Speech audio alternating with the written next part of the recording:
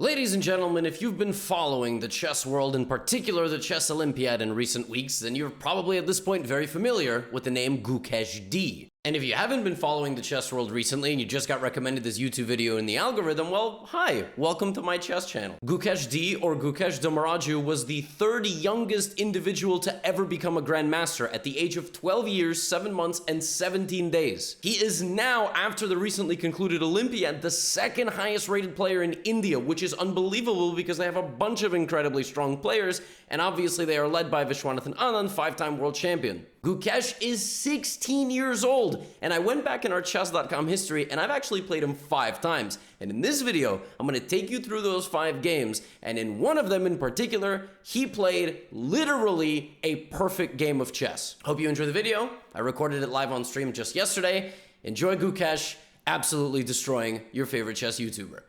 The first time I ever played against Gukesh Domraju, I was with the Black Pieces. The year was 2018. The month was January. I had not even ever streamed on Twitch or anything yet. My first ever Twitch stream was 2018 in February. And I was playing with the Black Pieces. Gukesh back then was rated 2354 in January 2018, despite being 11 years old. And you know what the best part is?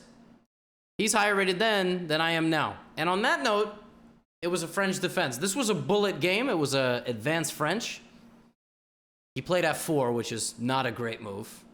And then I locked the position, and we had this, which is just much worse for Black because I can't develop my pieces naturally. But it's a bullet game, you know? It's a bullet game. I'm developing my pieces like a goofy guy.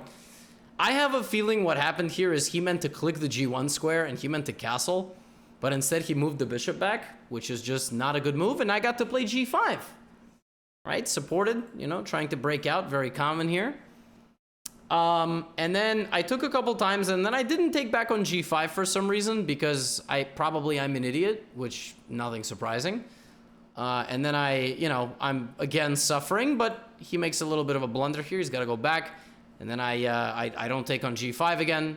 Again, you know, just bullet things.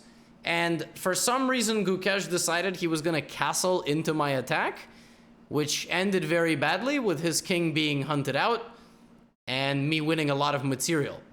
All right, now this is not the same Gukesh that played at the Olympiad. Gukesh did slightly better than this at the Olympiad. Now my king has to run to safety. And I almost got checkmated, but unfortunately, I managed to defend myself just long enough. You'll notice that I played the very powerful move Queen C1 here. Queen C1 hangs a queen in one move in 2 different ways, but it's bullet, and obviously I meant to play Queen C2, but, you know, it's bullet, so stuff happens. And then I played this, which is an interesting move. Now, see, Gukesh was not prepared for how stupid I would be, so he didn't take my queen and instead hung his own queen. Now, this is, you know, this is interesting stuff right here, all right? And here I took with check, and then I took his queen, and, you know, I pushed a couple pawns, and then I won. Very interesting game. Now, this was bullet. It was 2018. And I have played Gukesh a grand total of 5 times on chess.com. And my record is 1 win and 4 losses. Which means you can, listen, Twitch chat, YouTube a little bit smarter than you guys, so they could probably do the math there. If I won this game, I probably lost the rest of the games in the video. All right? In chronological order. Thank you, Son of Bean, for the 10 gifted subs. See, YouTube, normally there is no thanking of subs. 4 subs. All right? So, the rest of the games are played in 2020. So in 2020, in March, we played this game. I had the white pieces. I think this was a Title Tuesday game. I played E4. Gukesh played C5. I played the A3 Sicilian, looking to play B4. He played knight f6, which is a very provocative move. I'm now going to kick his knight around the board a few times and then play the move b4. Again, in a perfect world, I want something like this, where I just have an overwhelming amount of space and I'm only going to be down 1 pawn. Instead of that, Gukesh does not take my pawn, and he goes here. And then he just blockades my pawns. He doesn't let me have any fun. And then he played a really funny move here. All right, Gukesh is a very aggressive player. He's always looking for some provocative play, counterplay, and so on. He plays the move g5. All right. Then when I play b5, he plants the knight in the middle of the board. See, I thought I was getting the better of him here because I'm like, oh, Gukesh is, you know, playing poorly. This pawn is bad. I'm going to win this pawn soon. It's going to be great. Okay? So I played the move bishop d3, castles, and I was like, oh, I'm just going to slowly but surely improve my position. Now, if you notice, I gave him a pawn, but I thought he wasn't going to take it because, like, I don't know, I just thought he would have to castle or something. But I actually can't guard the pawn. It's move 10, and I'm already completely lost because of the way he's played the position. If I go queen e2, he just plays knight f4. He just forks my queen and bishop. And then I have to play this move. Then he still takes the pawn. It's really bad. So, pretty cool. I'm down a pawn on move 10. Then I played rook e1.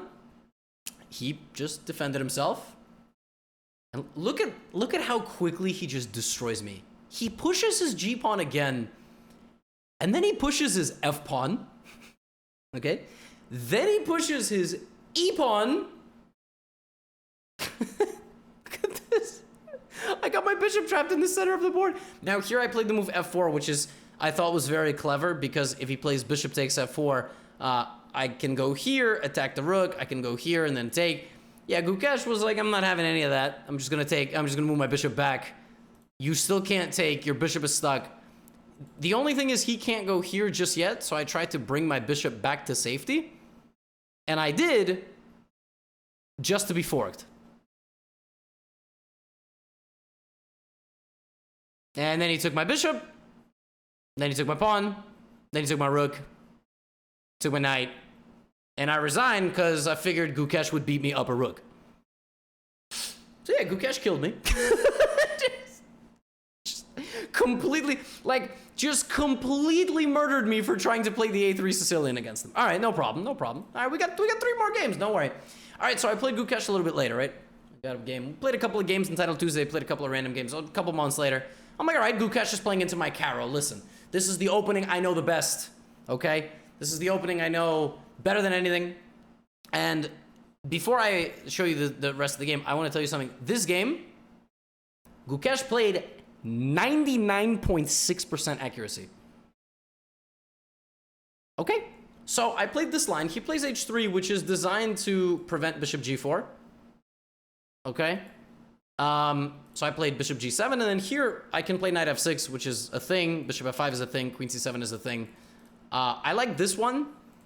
I've played this over the board as well, and the idea is that, you know, you want to play like knight f7, and then play for e5. This is the idea. You want to play f6, knight f7. You already see how good the evaluation is, right?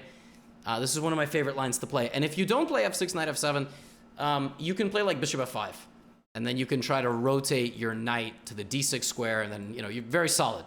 So there's a couple of ideas behind this knight h6 idea. I was very excited to play it, you know, and I played f6, and now I'm completely lost.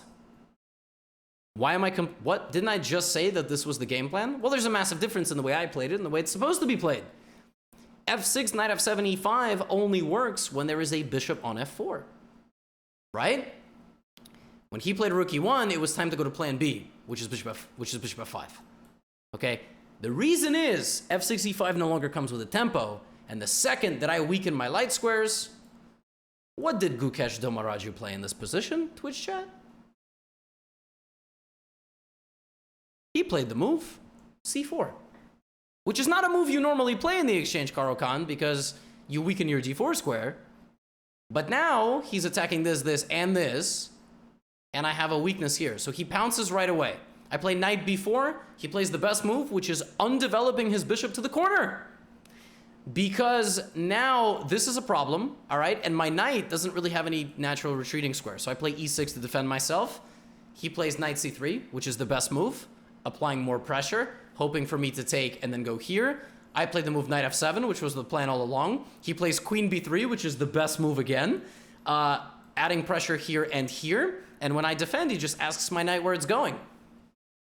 And the answer is it's going nowhere, because if I move back, he's just going to take on d5, right? So I throw in this. Now he brings the bishop back out, and this is falling. All right? Knight c6.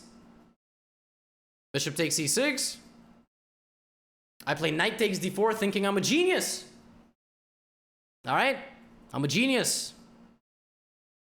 Yeah, he takes, rook e8, bishop f8, bishop h6. And that's an unstoppable mate. Okay, cheating jokes will be timed out for hours at a time. Have some respect for my opponent. Don't be disgusting. See, YouTube? We have some strict moderation here. Yeah. And I resigned. 20 moves. Actually, 19 and a half, because Black only played 19 moves. I did not get to play 20 moves. And he absolutely destroyed me. 99% accuracy. I got obliterated. Yeah, this was rough. Now, game number 4. In this game, Gukesh did not play. He did not play perfectly. This actually is the game in the entire video where I had the best chances of winning.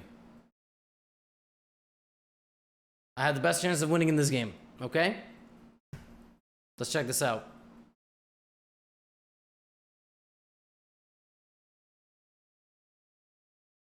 So I played this, like, obscure, symmetrical Catalan system. I didn't get much from the opening, very symmetrical position. And then here, I started targeting his pieces. Is this the real Gukesh Damaraju? No, no, this is not, no. This is actually Anish Giri playing on Gukesh's chess.com account.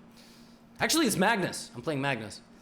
So, yeah, I played knight h4, removing the bishop, and now I have the idea to kick him out of the middle and play f3 and e4. And as you can see from the evaluation, which now you can see, I was actually doing quite well from an early standpoint. And I played a very interesting idea here, which is this. I sacrificed my knight in order to fork him in the middle, and he didn't play in the most accurate way.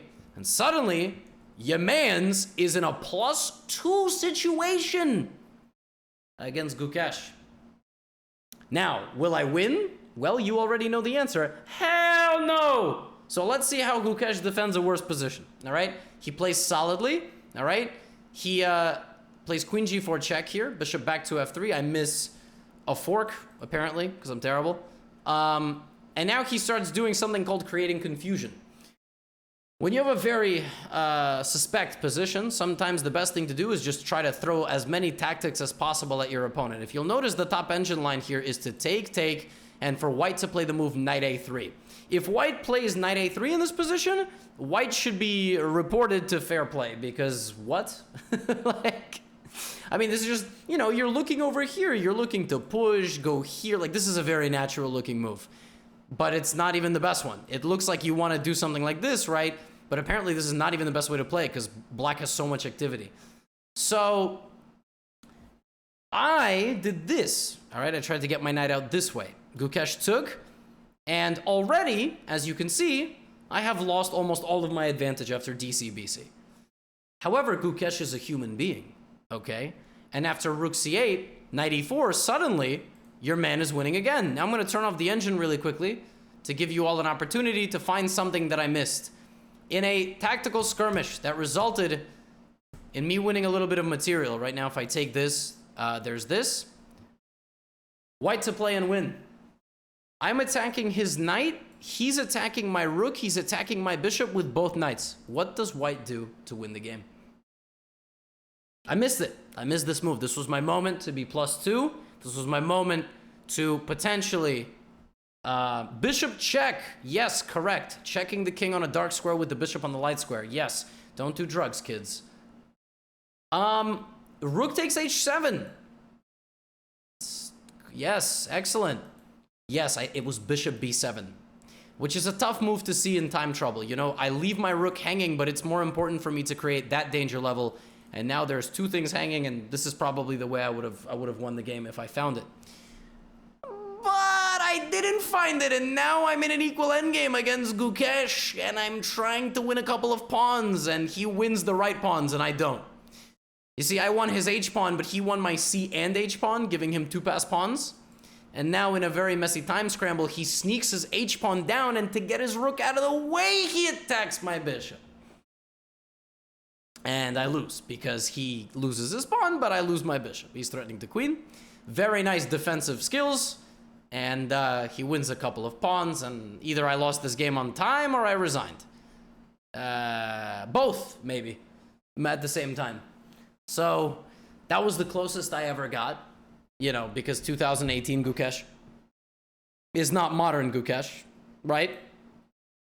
And for the last game,